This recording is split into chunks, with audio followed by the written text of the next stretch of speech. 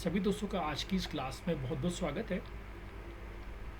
हमने कल एक प्रोग्राम बनाया था वर्ड काउंट का, जिससे हम समझना चाहेंगे कि कैसे इस प्रोग्राम ने वर्क किया।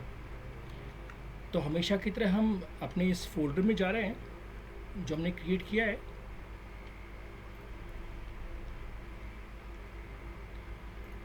जिसका हमने नाम दिया है एडवांस पाइथन मॉड्यूल सेकेंड।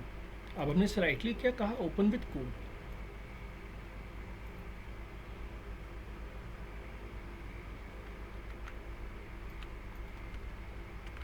अब हम पहले इस प्रोग्राम को रन करते हैं। तो हमने इस प्रोग्राम का नाम दिया है वर्ड काउंट, और यहाँ से हम इस विंडो को हटा देते हैं। सबसे पहले हमने एक लिस्ट बनाई जिसमें कुछ वर्ड्स रखे, जैसे चंद्रयान, OMG, गदर 2। डिक्शनरी भी बनाई। डिक्शनरी के लिए हम यूज़ करते हैं कर्ली ब्रेसेस। डिक्शनरी में होता है की और वैल्यू। हम यहाँ पे फॉर लूप की मदद से इस लिस्ट को ट्रेवल करवा रहे हैं। तो हम सिस्टम से करें कि सिस्टम जितने भी वर्ड्स हैं वो वन बाय वन वर्ड में आते जाएं। डिक्शनरी में एक फंक्शन होता है गेट। हम सिस्टम से करें कि जो भी वर्ड है, जैसे चंद्रयान एक वर्ड है, वो डिक्शनरी में से गेट करें। अगर डिक्शनरी में पहले से ना हो वो वर्ड तो उसे ज़ीरो माने और +1 कर दे। अब इसे अगर मैं फिगर से समझाऊँ तो इसका फिगर हमने कुछ इस तरह से डिज़ाइन किया हुआ है।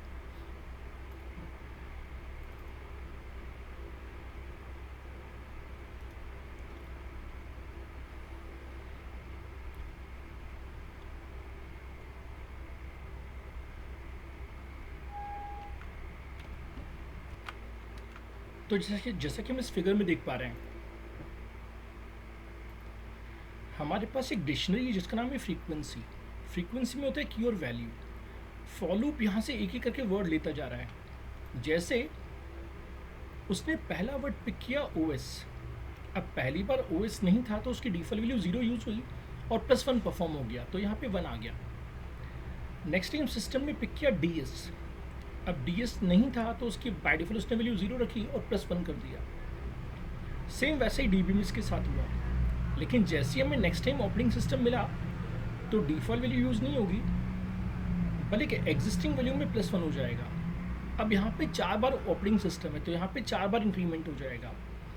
डेटा स्ट्रक्चर्स 2 बार है तो 2 बार हो जाएगा इंक्रीमेंट, और ऑपरेटिंग DBMS एक ही बार है। अब हमने आज इसमें एक एक्स्ट्रा लॉजिक ऐड किया। पहले हम सॉर्टिंग परफॉर्म नहीं कर रहे थे, लेकिन आज हम चाहते हैं कि हमारी डिक्शनरी में जिस वैल्यू की फ्रीक्वेंसी सबसे ज़्यादा है वो सबसे पहले शो हो, यानी सबसे पहले हमें शो हो ऑपरेटिंग सिस्टम, क्योंकि 4 बार है, फिर डेटा स्ट्रक्चर, फिर DBMS। तो हमने कहा sorted frequency equal to sorted frequency dot items. Dictionary में जितने भी एलिमेंट्स हैं उनको हम कहते हैं डिक्शनरी डॉट आइटम्स। तो सिस्टम से हम करें कि डिक्शनरी में बहुत सारे आइटम्स हैं, इसका इंडेक्स है 0 और इसका इंडेक्स है 1। हमें सॉर्टिंग करनी वैल्यू के बेसिस पे। अभी हम पढ़ेंगे लैम्डा फंक्शन को। लैम्डा एक नेम बेस्ड फंक्शन होता है। तो हम सिस्टम से रिक्वेस्ट करें कि सिस्टम, हमारे पास एक X डेटा है जो कि हमारी डिक्शनरी के X1 में से आएगा, लेकिन हम चाहते हैं कि जो सॉर्टिंग परफॉर्म हो वो रिवर्स ऑर्डर में परफॉर्म हो। अब अंत में हम डेटा को शो करना चाहेंगे। तो जब भी हम ट्रिवर्सल करना चाहें किसी लिस्ट को, ये लिस्ट एक्चुअली, तो हमें इंडेक्स पोजीशन देनी पड़ती है। तो हम इंडेक्स पोजीशन 0 दे रहे हैं और इंडेक्स पोजीशन 1 दे रहे हैं। अब इस प्रोग्राम को रन करेंगे। अब रन करने का तरीका, यहाँ पे आपको क्लिक करना होगा रन पाइथन फाइल को। अब यहाँ पे मुझसे पूछा है कि आपको कौन सा पाइथन इंटरप्रेटर चाहिए। तो जैसा कि आप जानते हैं कि हमने बहुत सारे पाइथन इंटरप्रेटर्स इंस्टॉल किए थे। जिस सिस्टम पे मैं अभी वर्क कर रहा हूँ उसमें मेरे पास सेटिंग्स में 3.81, तो मैं उसे सिलेक्ट कर लेता हूँ। हालांकि मेरे पास और भी बहुत सारे पाइथन्स हैं, लेकिन मैं इसे सिलेक्ट कर लेता हूँ।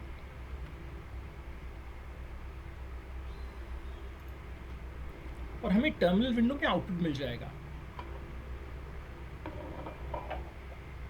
यहाँ से मैं टर्मिनल विंडो ओपन कर लेता हूँ, देखिए क्या आउटपुट मिलता है। इसे फिर से रन कर लेते हैं।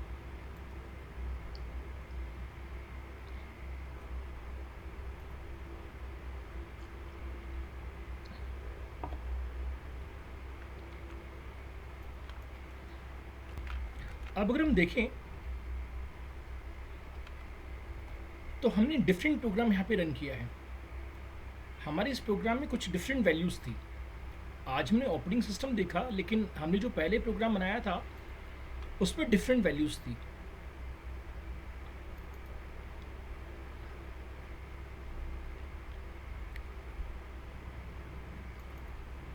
तो यहाँ पे चंद्रयान है, देन OMG है। तो सिस्टम बता रहा है कि हमारे इस डेटा में चंद्रयान 3 बार है, गदर 2 2 बार है, OMG 1 बार है, और ICC 1 बार है, और रोहित शर्मा 1 बार है। तो आप देख सकते हैं यहाँ पे डेटा जो है वो डिसेंडिंग ऑर्डर में सॉर्ट हो गया।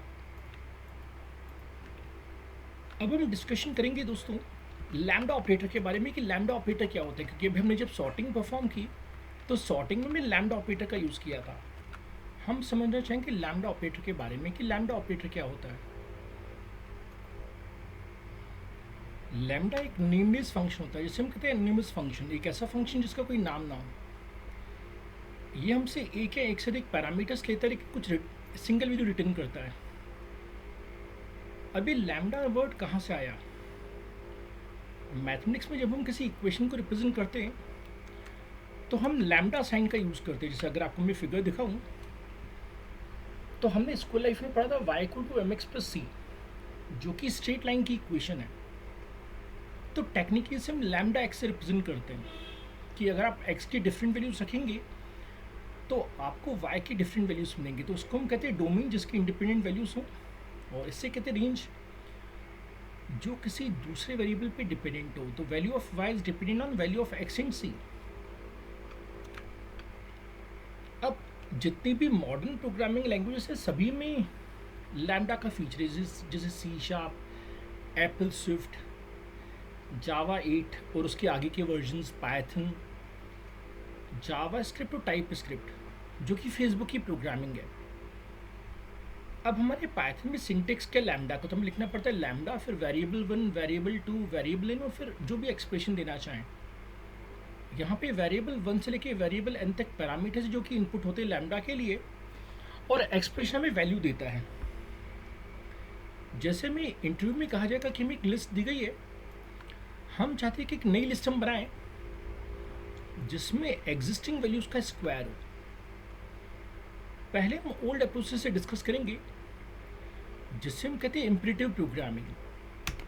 आप लोगों को जब मैं टेस्ट 1 लूँगा तो उसमें भी कुछ ना कि इम्परेटिव प्रोग्रामिंग क्या होती है, तो जिसमें हमें प्रोग्राम लिखना पड़े दैट इज इम्परेटिव। पहली स्टेप हमने एक लिस्ट क्रिएट की, हमने वैल्यूज रखी 1 से लेके 5 तक, आप कुछ भी वैल्यूज रख सकते हैं।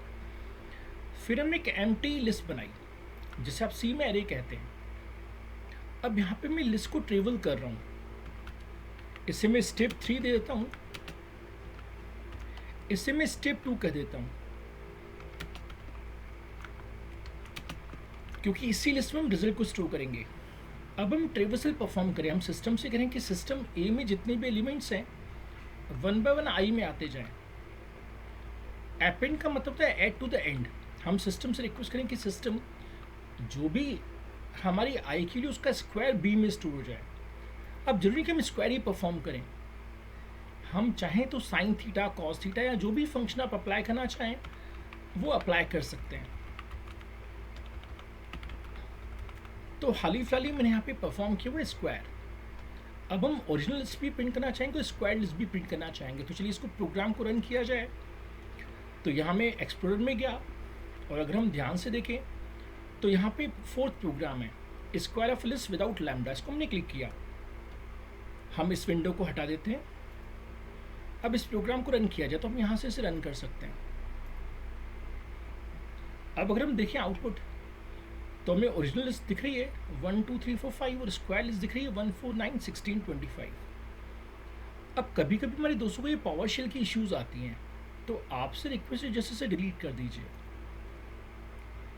ओके, अब हम चलते हैं हमारे नए अप्रोच पे जिसे हम कहते हैं फंक्शनल प्रोग्रामिंग यूजिंग लैम्डा। दोस्तों इस क्वेश्चन को अचीव करने के लिए हमें मैप नाम की फंक्शन को पढ़ना पड़ेगा। मैप नाम का फंक्शन 2 पैरामीटर लेता है, एक नॉर्मल फंक्शन या लैम्डा ऑपरेटर, जिससे कि हम ये स्पेसिफाई कर पाए कि हमें क्या ऑपरेशन परफॉर्म करना है। सेकेंडली लेता है लिस्ट, कि किस लिस्ट के डेटा को पिक करना है। तो मैप में हम देंगे फंक्शन का नाम ब्रैकेट में लिस्ट। जैसे सिस्टम से हमने कहा कि सिस्टम मेरे पास डेटा है, अच्छा हमें एक प्रोग्राम बनाना था स्क्वायर का, तो स्क्वायर के प्रोग्राम को हम बनाना चाहेंगे लैम्डा की मदद से। तो हम यहाँ पे लिखेंगे लिस्ट ब्रैकेट में map lambda x implies x into x, और यहाँ पे ये ब्रैकेट आ जाएगा। तो हम सिस्टम से करें कि सिस्टम हमारे पास एक लिस्ट ए है, तो हमेशा पहले लिस्ट को पढ़ोगे। यहाँ पे हमने नंबरिंग की हुई है, पहले लिस्ट को पढ़ेंगे। हम सिस्टम से करें कि लिस्ट के डेटा को वन बाय वन आप एक्स में लेते जाएं, तो जो जो लिस्ट का डेटा है वो एक्स में आता जाएगा। और हम सिस्टम से करें कि अंत में उन वैल्यूज़ का स्क्वायर कर दीजिए। तो पहले वो लिस्ट को पिक करेगा, उस हर एलिमेंट को रखेगा एक्स में और उसका स्क्वायर बी में असाइन कर देगा। अब हम फाइनली ओरिजिनल लिस्ट और स्क्वायर लिस्ट को प्रिंट करना चाहेंगे। तो जहाँ पे हम यहाँ पे लूप परफॉर्म करे थे, यहाँ हमें लूप परफॉर्म करने की ज़रूरत नहीं है। तो मैं इसे कॉपी कर लेता हूँ और इसे हम यहाँ पे डिज़ाइन कर लेते हैं। ये यहाँ पे ऑलरेडी मैंने डिज़ाइन किया हुआ है, तो इस विंडो को हम अब हटा देते हैं और इसे रन करते हैं। हम यहाँ से रन करें तो ज़्यादा आसान रहेगा। तो सिस्टम कह रहा है कि मेरे पास ओरिजिनल लिस्ट थी 1 2 3 4 5 और स्क्वायर लिस्ट में 1 4 9 16 25 आ गया। अगेन यहाँ पे आप जो भी ऑपरेशन परफॉर्म कर, जैसे क्यूब करना चाहते हो यहाँ पे क्यूब भी कर सकते हैं, जो आपकी रिक्वायरमेंट हो। हम इसे रन कर लेते हैं।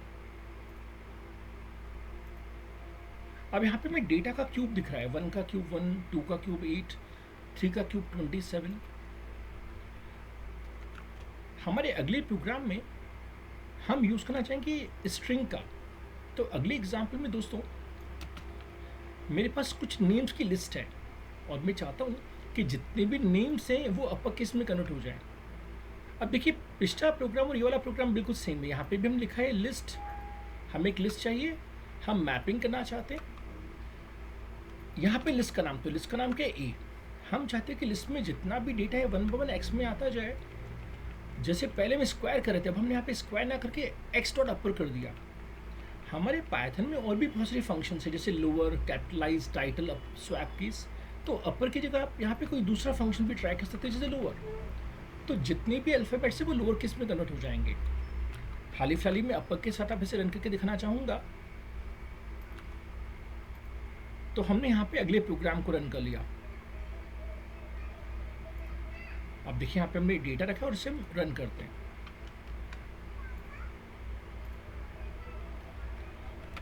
ओरिजिनल लिस्ट में सब कुछ स्मॉल केस में है, लेकिन जो नई लिस्ट बनी है उसमें आप देखें तो डेटा हमारा अपर केस हो गया है।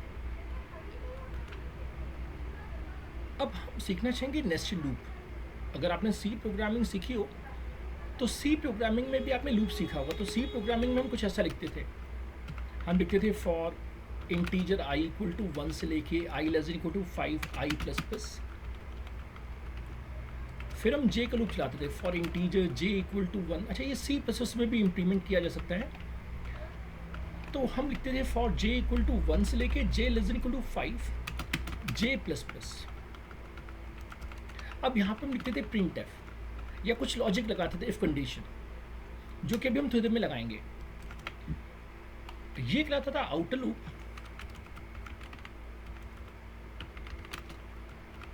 और ये है इनर लूप।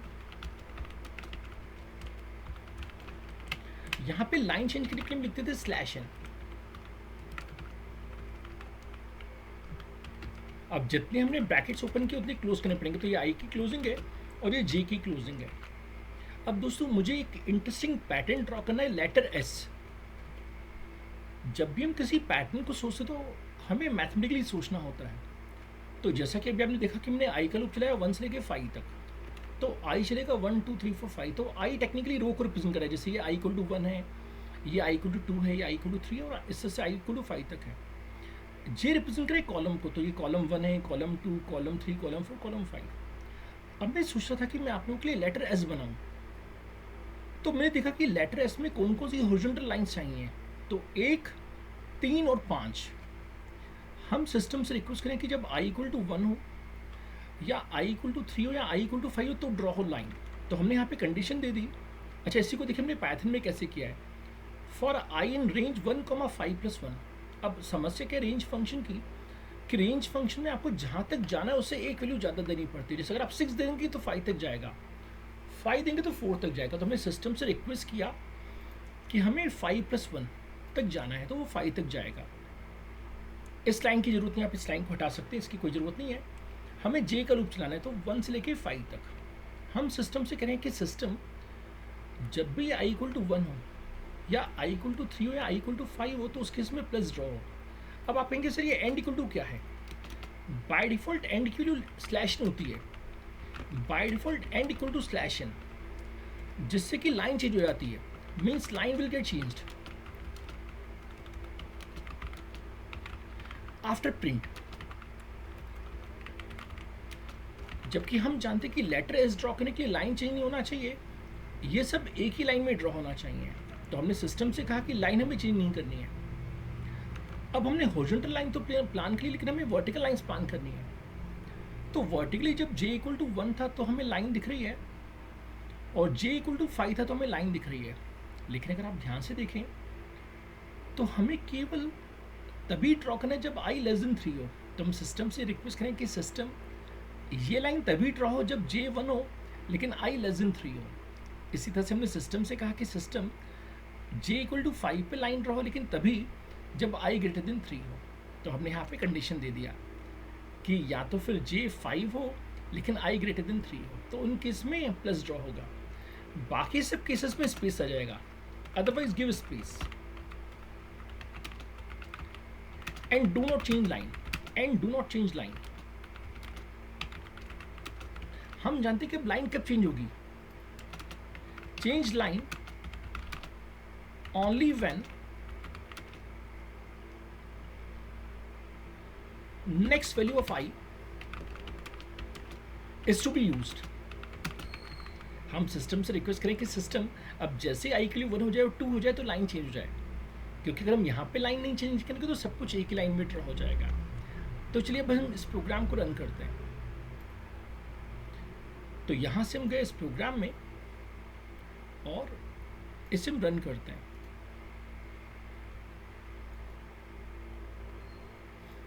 अगर आप देखें तो दोस्तों यहाँ पे S ड्रॉ हो गया है। अब हमारे इंग्लिश अल्फ़ाबेट्स में 26 अल्फ़ाबेट्स होते हैं, तो जिस तरह से मैंने आपको एक अल्फ़ाबेट ड्रॉ करना सिखाया, वैसे ही आप बाकी के 26 अल्फ़ाबेट्स भी ड्रॉ कर सकते हैं। जिस तरह से मैंने आप लोगों को यहाँ पे डिज़ाइन करना सिखाया लेटर S, वैसे आप और भी बहुत सारे लेटर्स ड्रॉ कर सकते हैं। तो अगर आप मेरे चैनल पे जाएंगे कोड विद भूपेंद्र पे, आपको मैं लिंक सेंड कर रहा हूँ आपके व्हाट्सएप अकाउंट में, तो किस तरह से पिरामिड्स हम ड्रॉ करते हैं नेस्टेड रूप से, आप वो वाला वीडियो भी देख सकते हैं। जिस तरह से हमने लेटर एस ड्रॉ किया, वैसे हम CWB ड्रॉ करना चाहते थे C लैंग्वेज में, तो वो भी आप वीडियो देख सकते हैं। ऐसे ही मैंने हमारे पाइथन प्रोग्रामिंग में एक लेटर ड्रॉ किया, पाइथन PYTHN, तो उसका भी वीडियो आप देख सकते हैं। तो आज की क्लास को हम बस यहीं रोकते हैं।